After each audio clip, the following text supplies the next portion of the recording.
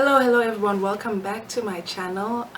My name is MsNoBuntu, DIVAA, Divinely Inspired, Vibrantly Anointed Artist, and welcome to this very brand new thing that I am doing on the channel. I'm going to be reflecting and on my on thoughts and epiphanies during this entire season of Iyanla Fix My Life. The brand new season started yesterday, so I'm going to probably be releasing a reflection. I'll call it a review because that's what it's called on YouTube, but it's a reflection on my thoughts on the episode, what epiphanies, what reflections, what had me going. So I hope that you stay on for the season and we can all talk down below in the comment section about what we thought about each episode, because that's what I'm more interested in than giving a blow by blow of what had happened. So this season is with Shay Richardson. I don't know who Shay Richardson is. She was probably like from one of the reality shows, and it starts off with, there were a number of segments. There's a conversation with Shay herself, conversation with the brothers, the conversation with the brothers and the mother, conversation with the older brother with their wife, and then a conversation with the whole family, including Shay but excluding Iyanla, because in the first segment where Iyanla is speaking to Shay and really just trying to bring into account of what is her stuff to own in whatever messes have transpired in her life, she's unable to take that kind of honesty and that kind of she's unable to take the truth that's being told by Iyanla, that the experience of her is as a rude person, right? So she goes off on Iyanla. I don't know who these people are that think they can go off on elders, particularly someone like Iyanla. Iyanla is not inappropriate in her show, in her calling, in her facilitation position. I've never watched her and felt like, damn, that was inappropriate though. She's never inappropriate. So when people go off like that and become very defensive, it's always very surprising and just flabbergasting to me. So the two brothers come in, the older brother and the youngest brother. Shay is in the middle between the two brothers. So and they have to, part of the conversation leads to an honest and authentic conversation with the mother, because Iyanla said something very interesting. She said, if a man cannot be honest and authentic with their mother, then it's likely that if they're married or they're in a relationship, they're not able to be authentic with their wife or their partner. And I thought that was very interesting, that because again, people kind of model what they've learned from parents in that role. So if it's a maternal role, then how your mother related to you, then you also relate to a maternal role. If it's a paternal role, how your father related to you, then that's how you relate to other paternal roles. So I thought that was interesting. But what was most affirming for me in this show particularly was how parents they don't want to be called out and called to account for their poor behavior and their choices that affected their children negatively, that traumatized their children, that left their children feeling abused, left their children feeling neglected, etc. Parents have this tendency to quietly bully children, to not call them into account for their bad behavior in front of their children, and they silence you somehow, and into not calling a thing, into not being honest, into not being open, into not being intimate in honesty. And this is something I've been reflecting on a lot, because there's this two-sidedness to our parents, where fine, you find a parent gave you shelter, food, protection, clothes on your back, and very good education. But then there's this other part of them where they were very mean, where they were abusive, where they were emotionally unavailable, where they played favorites, and where there was toxicity from their own history. But also on the flip side of what I've just said, what I got from that is that parents have a story, and how it's important to let your children in on your story, so that when you do act out from your trauma, there's better perspective and there's better understanding of what is actually happening, and that the child understands that this has nothing to do with them. But of course, you can expect a 5-year-old to have that kind of understanding, or a 10-year-old, or maybe even a 15-year-old. But I think there is a time as a parent where you must sit down with your children, whether they are at young adult stage, and begin to tell your story, where you came from, what your mother was like, what your father was like, what your environment was like growing up, what happened to you. And that will help. I believe that hearing your parents' stories will help heal the wounds that have been inflicted on the children by the parents, because they were moving from a place of trauma themselves. Because then the children are able to see that their parents were also broken. They were not perfect people. Their parents were also traumatized, and they did what they were taught, that they internalized, which is trauma. So they traumatized. And to add more to that, so there's this tendency of parents to kind of put you in that silence by not sharing their stories, by not being accountable for their bad behavior, but it's at the cost of the children not being protected. It's at the cost of the children being broken and not healing and remaining broken. And it's interesting to me that parents don't count that cost, and rather would silence everything and shroud everything. So that was interesting to me. But there are two, I started to see the two sides of it, that it's important to know your parents' story in order for, as a child, to heal from the wounds that were inflicted on you by your parents, but not hold them to account, but to understand what was happening. So the siblings, I guess the dynamic of the siblings was kind of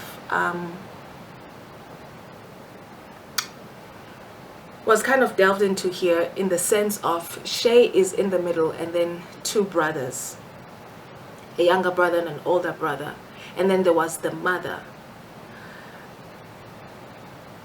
But what I got from the show is that, and she said this in other shows, Iyanla has said this in other shows, that everything comes from the head. You cannot look at the body and at the dysfunction or the toxicity of the body and be shocked, particularly as the head. You need to look at yourself and connect the dots, because if something has trickled down into the body, it comes from the head. And so the two brothers share the truth of their experience, the trickle-down dynamics between the broken relationship between their mother and their father, who were not together, so their mother had to bring them up alone. And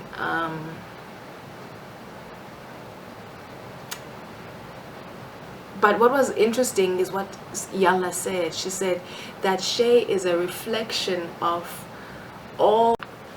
So I have a little correction to make before I even go on. The name of the person who was on the show was Shay Johnson. I think she's from one of the Love and Hip Hops. I don't know her, but I'm not reviewing her on the show. I'm actually reviewing what happened on the show that she attended.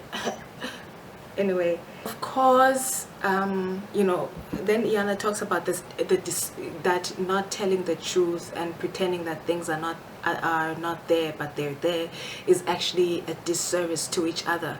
Not calling a spade, we are doing a disservice to each other. And I was just thinking about that in terms of like when you don't tell the truth, the other person is not aware, but also that it leaves a lot of room for assumption. Whereas honesty and that open communication and intimacy in that way allows for you to check that what you are discerning or what you are assuming is actually what it is. And then you'll be able to tell that someone is avoiding talking about the truth as it is in its raw state or not, and that perhaps you were misreading a picture. This does not, however, I would say, negate instinct, the kind of instinct that lets you know, the kind of revelation from God that lets you know what is happening without you naturally knowing what actually is happening. It doesn't negate that. So I think it's important to know the difference between the two. There's also obviously what came up in this episode is that the parent dynamic influences the sibling dynamic, and whatever the parents are doing trickles down to the siblings, because the parents are the head and the siblings are or the children are the the body and the tail. But just to go back to Shay herself, it's interesting that she was being told by Iyanla that you are this and this, you are rude and you are disrespectful. And she's saying, I'm not all that you are calling me, but she goes on to defend herself and act exactly in the same way that she was being called out for. I found that very interesting, that level of whether it's unawareness of or being used to not being held to account for your bad behavior, and being used to twist people's truths and holding you account of your bad behavior into something that's not about you and about them, which is what she did. She took respectful feedback and she made it about Iyanla's being respectful and is putting her in a position where she's going to be backed up against the wall. And I'm like, do you know who you called to come and help you with your healing? This person is a healer. This is Miss Iyanla is not a person that comes to cause destruction.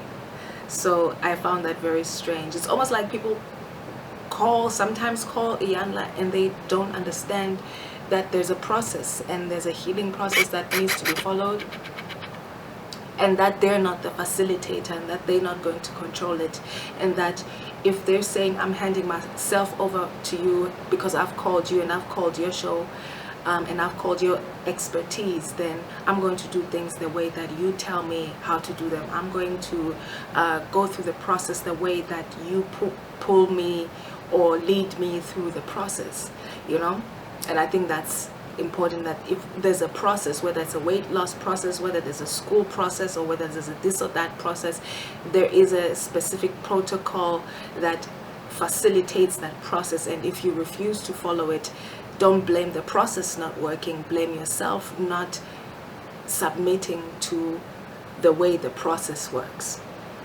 Okay, the thing that I got from this is the question to the self of what do you do when you hear something about yourself that you don't like, and how Iyanla said, hold your hands to your heart, to your chest, and to breathe and receive and be able to hear it instead of immediately going to defense mode. Because we have to be able to take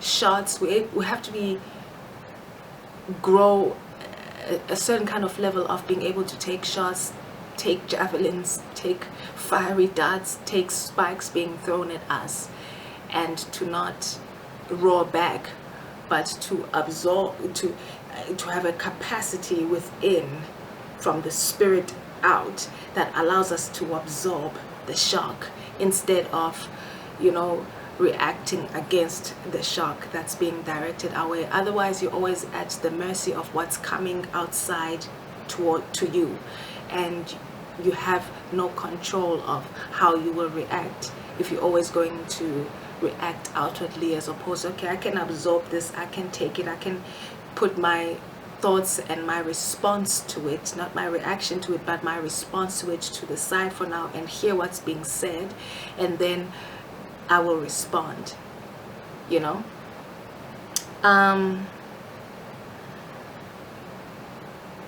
And I think another important question that came up for me was, what is required to clean the table off as families, figuring out the things that are, you know, necessary, what's going to be required of each person who gets to sit at the table of the family, what's going to be required to create a clean slate, and what has amassed under the rug, and clean it out. What's it going to require? And in most cases, it's probably going to require telling the truth, intimacy, ownership, and accountability, which is another thing that came on later in the episode. And I love the part where when the brothers were telling their truths to their mother of how they experienced her, Iyanla encouraged the mother to say, I give you permission to share your experiences, how you experienced me as your mother growing up. And I think a lot of children need that permission, because like I said earlier on, it's almost like we don't have, you know, as children or to parents, there's a clarity that's not communicated, that you do not have the permission to tell me the parts of myself where I was abusive, where I was neglectful, where I was aggressive, where I was inappropriate with you, where I was behaving badly. But you can talk to me about the parts where I clothed you and I sheltered you and I took you to good schools and I provided for. We can talk about that, but you can't talk about the part where I abused you. You know what I mean? So I think it's important to give that permission to your children, to tell you the good, the bad, and the ugly of yourself, for yourself to heal, for yourself to readjust and improve your approach, for your own peace, for your own self-development. It's not for them, it's for you. It's for your own self-development as a human being, to move away from toxicity and dysfunctional behavior towards a healed place in your life, which brings peace into your life. I thought a very interesting part when the mother was told what Shay had done with Iyanla, and you know, the older brother's like, basically Shay said, to sum it all up, a big F you to Miss Iyanla. And the mother was like, what? And Iyanla's like, what do you mean? What does that mean? She said, what it is I'm gonna know where she's at. I was like, what you gonna do? What you gonna do? I thought that was funny. I'm like, yeah. Don't do that. I thought that was funny. But I thought it was interesting what Iyanla said about the middle child. I'm not sure if I agree with it or if I disagree with it or if I have to think about it some more, but she said the middle child demonstrates it demonstrates and is the repository of the family hurt and the collective inner feelings of anger, of aggression, of I was neglected, all of that stuff, the sewage of the family. Those middle children are like the repository of that, and they demonstrate that by being so angry and being so disrespectful and being like whatever Shay was being. And I don't know if I agree with that. Maybe I can never understand it because I'm not a middle child, I'm the youngest child. So that's something that I don't know if I agree with or if I understand at this moment the meaning of that. But I will. The other thing that she said was the middle child doesn't take responsibility for their feelings, not accountable for their behavior, and their bad behavior is accommodated. I have seen that. I've experienced that. that I do resonate with. But the part where the middle child is the repository for everybody's feelings that have gone unsaid, I don't know. I'll never know. I don't know what the middle child feels like on the inside. So I don't know. I like the part in, you know, where they were talking about what saves the relationship. And, you know, I think this was when the older brother was having a conversation with the wife. No, when they were all sitting there in the, you know, with the mother, the two brothers, and the wife. And, you know, Iyanla was very clear and said, oh, what's, you know, I guess it's important to term things specifically, because she said what saves a relationship is not love, because it's like people just kind of superficially bandage everything with the word love, but it's like, what is love? What do you understand love as? What do you understand love as? What do you understand love as? And if the definitions and understanding of love around the room are different, then by saying what saves our relationship is love, might mean different things for different people. So she said, I like what she said when she said what saves relationships is not love, but honesty, intimacy, ownership, accountability. So she broke down the word love. Love is honesty, love is intimacy, love is ownership, love is accountability. And if we're all on the same table, that when we say love, we're saying honesty, intimacy, ownership, accountability, then sure, what will fix this relationship is that love. But if it's another definition, oh no, then we're going to have to use specific terms, like what I mean is going to save our relationship and it's going to, you know, salvage this is honesty, is intimacy, is ownership, is accountability. And then there's a part where, you know, there's 3 different flowers on the table, and Shay's flower is the driest. And then the other flowers, you know, are blooming and they are juicy. And she said, you get what you water. And it's so true, you know. From any relationship, from any interaction, you get what you water. People think that just because you're siblings, you're going to be in good relationship. And then they're going to meddle and mess with your boundaries and think we're always going to be in relationship because we're siblings. No. What kind of water are you pouring into this garden, this flower? Are you pouring sweet waters or are you pouring bitter waters? And what you're going to get on the other end is the type of, you know, is a result of what you're pouring in. If you're pouring bitter waters and everyone who's supposed to be your sibling is very distant from you, you know, questions to ask yourself. And so you get what you water. And I thought that was interesting. But I do really like what Iyanla did, because in the first segment where Iyanla was meeting with Shay, and then there was confrontation from Shay towards Iyanla, and she became very disrespectful in defending herself. I don't know why she felt like she was being set up. I'm like, this is not a reality relationship hip-hop show. It's a healing show, you know. It's a healing demonstration of how you can take tools from this show and apply them in your life, in your dynamics, because Iyanla can't visit every family in the United States or in the world.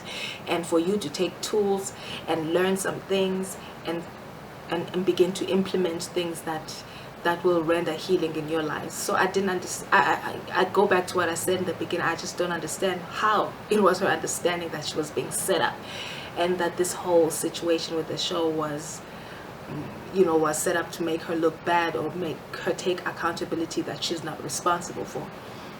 But I like that at the end, when they all came back together and Shay eventually came back into the fold of the process, that Iyanla said, I will not be here because I keep my word. And Shay violated my boundaries and violated, you know, she crossed my boundaries in a disrespectful manner, and and she said she's not willing to reconstitute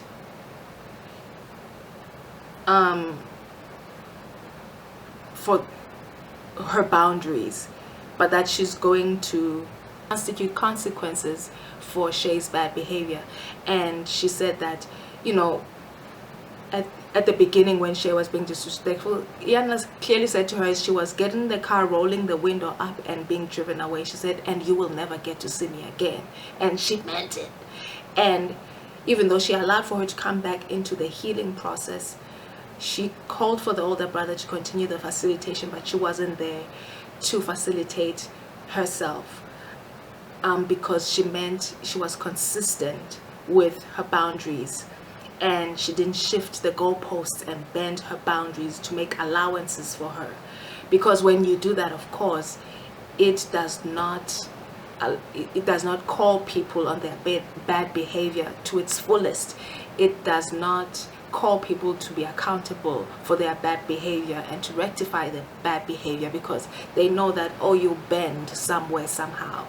And it was important. I felt like she did the absolute correct thing in self-preservation of herself and also her boundaries and her respect of the boundaries she set for herself in her life. This is for Miss Iyanla, and not allow for herself to continue to give people chances who disrespect her, under the misguided understanding that, well, you're here to heal, so you should be able to take everything that we give you.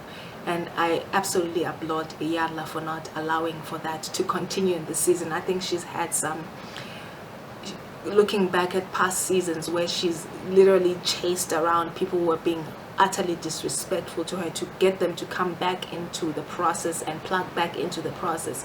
This time around, she's made a different decision, and she's like, I set my boundaries, you cross them, you don't get to see me again. You might be able to continue in the healing process, but I won't be there. And I will say also, as a result, Shay actually lost out on the full, meaty benefit of what she could have gained had the process been facilitated by Iyanla, in seeing a mirror of herself being put up to herself and seeing herself in its fullest. I feel like, because her brother is not, doesn't do what Iyanla does, but he did a very good job. But I think she even then was still kind of brushing some things off, and she didn't take full, deep-seated, responsibility for her bad behavior towards Iyanla, her bad behavior in her family dynamic, and how it kind of contributes toxicity into the dynamics of the family. Well, that is about it. These are the epiphanies as well as the reflections I have on this Miss Iyanla. I know this is a very long video, but Iyanla Fix My Life is a very serious show, so I'm not going to promise shorter videos. Hopefully you can just hold on and watch, and draw your own reflections and your own epiphanies from these reflections that I will be doing for this entire season 10 of Iyanla Fix My Life. Thank you for tuning in. I'm really enjoying this, so I'll see you again next week Sunday. Bye.